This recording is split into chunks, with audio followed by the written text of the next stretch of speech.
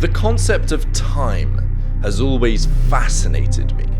It's weird, it's always there, everybody knows about it, time is always ticking, and yet we never give it any thought, we never study the topic of time, which is ridiculous, because time is everything. Time is all that we have, no matter what you want to achieve. If you want to build a great body, if you want to be proud of yourself, or you want to have a colossal business, all of those things can only be achieved through a wise use of time. The results you get in life, whether they're positive results or negative results, all come down to how you spend your time. It's all that we have, and as Seneca said, it is not that we have a short time to live, but that we are wasteful of it. And if you can start using your time wisely, I genuinely believe that you can start navigating reality to start getting the things that you've always dreamed of. I genuinely believe it's possible. It just comes down to how you spend your time. And this is a topic that's fascinated me. It's fascinated me so much. I researched this. I've even purchased the domain timetheory.com. It's a fascinating concept. And there's a few fundamental laws of the universe that comes to navigating reality and using your time wisely. And it's these laws that I collect, and I've put all that I know into the procrastination program, which gives you everything you need to know to use your time wisely. And in this video, I want to share with you a few of those fundamental laws of reality that, when really believed in and implemented, you can start using your time wisely and getting the things that you've dreamed of and actually start making long-term change. Imagine you're Usain Bolt, and your dream ever since you were a child was to run the 100 meters and beat everybody else and get the world record. Now imagine this, and you're going about this training, you're changing your form, you're trying out new running techniques, you're trying to improve and improve and improve, but not once do you ever time how long it's taking you to run the 100 meters. How on earth are you going to know whether the changes you're making to your form are progressing you towards your goals or regressing you away from your goals? You've just got no idea. You need some kind of a metric to track whether or not the changes you're making are having a positive effect or a negative effect on the goals that you want to achieve. Just like I wear this Aura ring. It's a ring that tracks my sleep. And that way I can test different things. I can try going to bed earlier, I can try going to bed later, I can see how long it takes for me to get into deep sleep, into REM sleep. I have a metric, it gives me a score every single morning when I wake up. So now I know if I make changes to my sleep, are these changes making me progress towards my goal of having incredible sleep? Or are they making me regress away from my goal and have a negative impact on my sleep?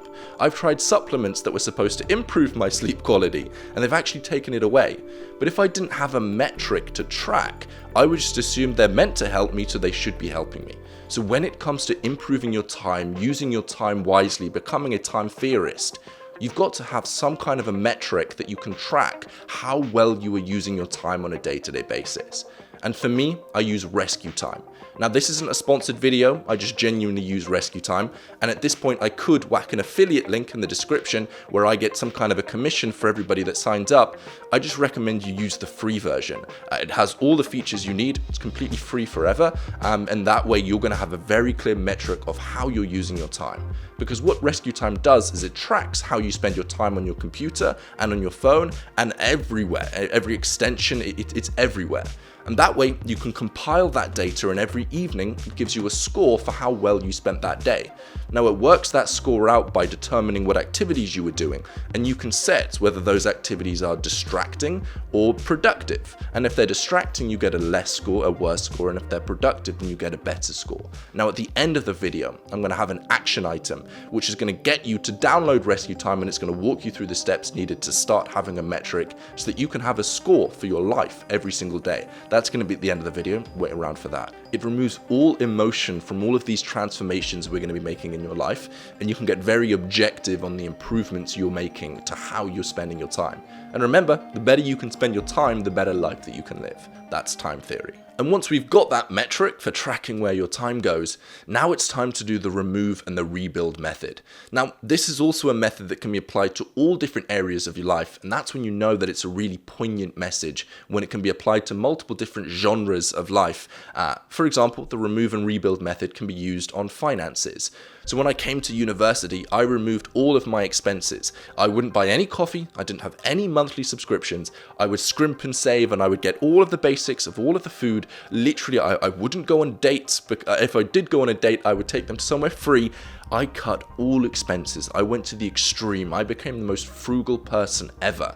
And then from there, I started to rebuild, and I started to reintroduce things and start spending money on things that genuinely made me happy. Instead of going about life just spending things that most other people spend money on, I cut everything back, and then I could slowly start to reintroduce things that were genuinely beneficial for me and genuinely worth the money. Intentionality is the key word here, intentionally bringing things into your life. And this is the second phase of the dopamine detox. Now it's time to start intentionally bringing things into your life, really weighing up the pros and the cons of each activity that you're doing. For example, Instagram. Before you just slip back into your old habits and you start just doing everything you used to be doing, really take the time to analyze each of the different things that you've just cut away during the dopamine detox and think, are there more pros to this than the cons that they bring? An example when I tell people to get rid of Instagram is they say, no, I need to keep up track with my friends. I'm like, okay, that's one benefit of Instagram, but is it worth all of the cons that Instagram may build? Don't just have one kind of an excuse for not getting rid of something and hold on to that. Weigh up the pros and cons, make a logical argument. Imagine you're in some kind of a court hearing. You've got to present the argument on one side and present the argument on this side. This is how you're able to ruthlessly eliminate negative things from your life and only start bringing in things that genuinely add value to your life, add meaning, add fulfillment, help you achieve your goals. This is living a life of intentionality. Every single thing that's in your environment and that's in your life is there for a purpose. And that is something truly special. But at this point, you've got to be very, very careful, because I've gone through this process of elimination before, and the number one pit hole that I see so many people fall into is that now you've removed so many different things, you've got so much spare time, and it's about how do we navigate this new reality where you have all of this spare time and you're not getting distracted by meaningless activities. And there's a concept in economics called the supply and the demand curve. This is a core topic in microeconomics, and all other microeconomic concepts all relate back to the supply and demand theory. So we've got two curves. We've got supply and we've got demand. Supply is simply supply of a certain type of good. How many producers are out there selling this good? And demand is simply how many consumers are out there willing to purchase this good. And where the supply and the demand graph overlap, that dictates the price of the good sold and the quantity. So if there's a high demand for a good, then it means the price increases and the quantity of the good increases as well. And if there's a low demand for the good, then it means that the price of the good decreases because less people want it. And then it means that the quantity of sold is also less because there's less demand. But what we can do is we can actually shift these graphs. These graphs are liable to change. For example, if there's an advert on TV, then demand is going to go from D1 to D2. It's going to increase. And that's going to cause an increase in the price and the increase in the quantity sold. But this can also be applied to the supply and demand of your time. And what you want is to always have a greater demand for your time than the supply for your time. You should always have more things on your plate rather than less. Because when you increase the demand of your time from D1 to D2, first of all, the quantity of output produced increases and the value of your time also increases as well. So by adding more things onto your plate, you're actually able to get more done, and this is really counterintuitive. Most people think if I'm procrastinating on what I'm doing now, I need to take more off of my plate. I need to be doing less things, and that way I'm able to spend more focus and more time on the things that I should be doing. But for most of you guys watching this video, and there will be an exception, the people that are overworked, but for most people watching this video, if you add more things onto your plate, you're actually going to procrastinate less. So when I was at university, I was getting okay grades. And then when I started this YouTube channel, my grades went to getting on the dean's list. I got one of the best grades in the year. And I was also starting this YouTube channel. Counterintuitively, I added more things onto my plate. But even still, I was able to get more things done and live a better life. But then on the flip side, you can also decrease the supply for your time as well. Now, this is going to increase the value of your time, but it's going to decrease the quantity of your output. But this isn't bad because we're decreasing the amount of time that you have to fill it. So what I mean when I say this is that you need to have something that you can always pour your time into, something that you can really obsess over, something that there's always a large demand for your time. If you don't have this, then of course you're going to slip back into old bad habits. The brain is going to take the path of least resistance. It's going to go for instant gratification if there's no exact obvious thing that you should be doing instead. And on top of that, have you ever noticed that when there's a deadline, you're able to get loads and loads and loads of work done? You procrastinate, and then as soon as you realize that you don't actually have that long left before the deadline, all of a sudden you're able to go into ultra focus mode. You're able to get a ridiculous amount of work done. The reason for this is because the supply of your time is very, very low. You don't have much time between where you are now and the deadline, so you start kicking yourself into action.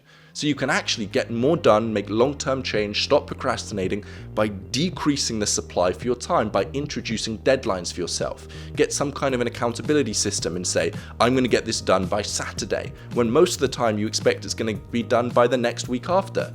Introducing artificial deadlines for yourself decreases the supply and increases the likelihood that you're able to act and get things done. And these are all the basic fundamental building blocks when it comes to using your time wisely.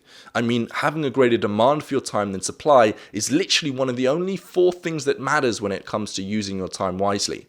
And if you're at the point where you don't want to pay someone to help you speed up the process, and you don't want to get external help to help you through these problems, then what you've got to do is you've got to create these concepts and link them together in some kind of a repeatable system.